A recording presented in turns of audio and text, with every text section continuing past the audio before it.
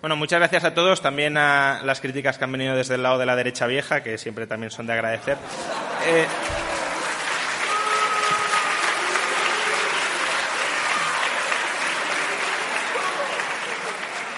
Antes de comenzar con la charla, simplemente me gustaría reiteraros algo que ya os ha comentado hoy, a lo largo del día, Paco Capella. No es que quiera caer en una falacia del falso dilema, pero tomaos como que tenéis dos posibilidades al terminar esta charla. Y las dos son buenas, No, en este caso no hay una que sea mala. La primera es ir a rodear el Congreso, para que no digan que los liberales no pasamos a la acción civil, política y social y que dejamos ese terreno a los de Podemos. La segunda es ir al stand del Instituto Juan de Mariana y inscribiros en las listas que tenemos allí para que mantengamos el contacto. Muchos de vosotros, los que estáis en Students for Liberty, pues una vez dejéis la universidad, algunos seguiréis con Students, pero otros, inevitablemente, al ser un grupo más de cariz universitario, probablemente iréis perdiendo el contacto. No digo que sea lo ideal ni mucho menos, pero sí es algo que probablemente muchos ya habéis notado que pasa. En el Instituto estamos con los brazos abiertos para colaborar con vosotros, tanto en continuar de alguna manera la formación o para que vosotros empecéis también a formaros, que seguro que en vuestro campo de especialidad habréis avanzado mucho, para continuar con la formación, para continuar trabajando en distintos proyectos en defensa de la libertad en todos los órdenes, también en el feminista. Y en ese caso, pues bienvenidos sois y espero que podamos, ya digo, colaborar, y allí tenéis el stand. Bueno, ¿de qué voy a hablar hoy? La charla se llama Contra el nacionalismo. ¿Y por qué contra el nacionalismo? ¿Por qué una charla sobre el nacionalismo? Normalmente cuando, especialmente en Madrid, se habla contra el nacionalismo, pues uno se dedica a cargar contra un determinado tipo de nacionalismo, en concreto el nacionalismo catalán o el nacionalismo vasco. Y muchas veces uno no es consciente, cuando carga contra esos tipos de nacionalistas, que lo está haciendo desde la perspectiva de su propio nacionalismo, en este caso el nacionalismo español, aunque este es un término controvertido que seguro del que podemos hablar durante el turno de preguntas. Por tanto, ¿por qué contra el nacionalismo? Mi objetivo, desde luego, no es cargar solo, pero sí también contra el nacionalismo catalán, sino contra todo tipo de nacionalismos. ¿Y por qué planteo este debate? Primero, por un tema de fondo. Es un tema teórico importante, de interés. ¿Cuál es la compatibilidad y cuáles son las posibles alianzas entre liberalismo y nacionalismo? Dos importantes pensadores dentro de la tradición liberal, por ejemplo Huerta de Soto o Murray Rothbard, son partidarios de compatibilizar liberalismo y nacionalismo. Por ejemplo, el profesor Huerta de Soto, en su artículo Teoría del nacionalismo liberal, dice: siempre y cuando se cumplan los principios que hemos explicado en el apartado anterior, libre autodeterminación, libre comercio y libertad migratoria, las ideas de nación y de nacionalidad, lejos de ser perjudiciales para el proceso de interacción social, son altamente positivas desde el punto de vista liberal, pues enriquecen, refuerzan y ahondan el proceso espontáneo y pacífico de cooperación social. Asimismo, también Rothbard, en Nations by Consent, lo que viene a decir es que el liberalismo tiene que aliarse con el nacionalismo para ir destruyendo desde dentro los estados actualmente existentes. Por tanto, hay una cuestión teórica y es cuál es la compatibilidad entre liberalismo y nacionalismo.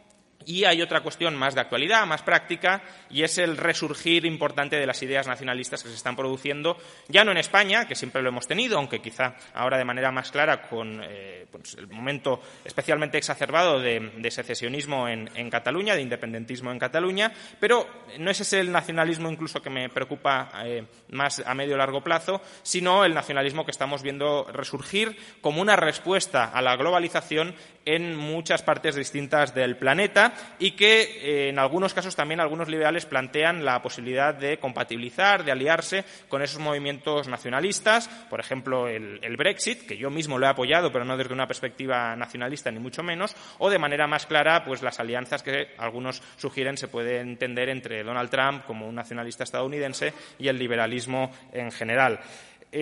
Por tanto, creo que estos dos temas justifican el propósito de la charla, que, como digo, insisto, es reflexionar sobre el nacionalismo y, en concreto, no nos vamos a engañar ya desde el mismo inicio, contra cualquier perspectiva nacionalista, incluso diría nacional. A la hora de analizar una sociedad se pueden adoptar dos perspectivas que son las dos erróneas. Los liberales suelen caer, o algunos liberales suelen caer solo en una de ellas. Y esas dos perspectivas son el individualismo extremo y el colectivismo.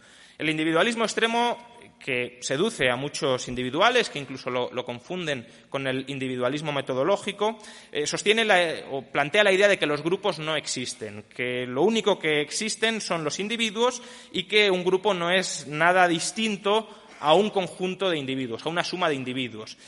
Un grupo es más que una suma de individuos. Un grupo lo podemos definir como dos o más individuos conectados dentro y a través de un conjunto de relaciones sociales.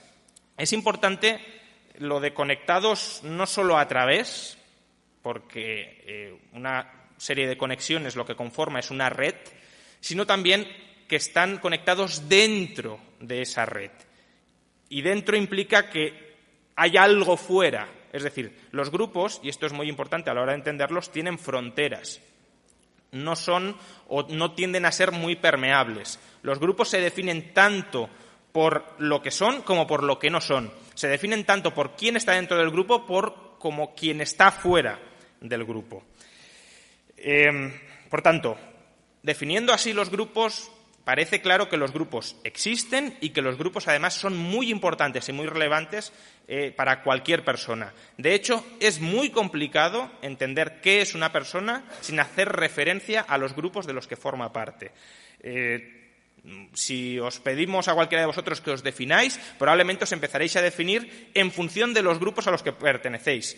Somos hijos de, somos amigos de, tenemos las ideas de, nos gusta esta determinada afición, este determinado grupo, somos naturales de, es decir, hemos nacido en. De hecho, si os fijáis, el origen de los apellidos, y el apellido es algo absolutamente crucial para individualizar a una persona, muchos orígenes de apellidos están aquí. Es decir, en el origen, en el lazo familiar, en la profesión que se mantenía. Por tanto, el individuo se define en gran medida en función de aquellos grupos a los que pertenece. Es más, los propios... ¿Te está gustando este episodio? Hazte fan desde el botón Apoyar del podcast de Nivos. Elige tu aportación y podrás escuchar este y el resto de sus episodios extra. Además, ayudarás a su productor a seguir creando contenido con la misma pasión y dedicación.